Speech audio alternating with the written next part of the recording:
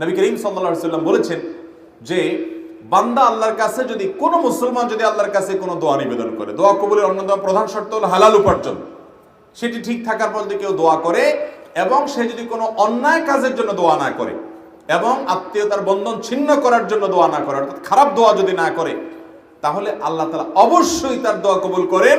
সেটার তিনটা প্রক্রিয়া আছে। এক, সে যা চাইছে আল্লাহ তাআলা সেটাই দিয়ে দিয়েছেন, হয়তো একটু আগে বা পরে।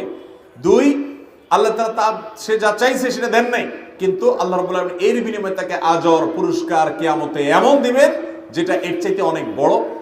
তিন, আল্লাহ রাব্বুল আলামিন তার দোয়াটা যেটা সে চাইছে হুবহু সেটা দেন নাই, কিন্তু আল্লাহ তাআলা তার বিনিময়ে তার এমন ক্ষতি থেকে তাকে হেফাজত করেছেন যেটা সে দোয়ায় উল্লেখ করে নাই।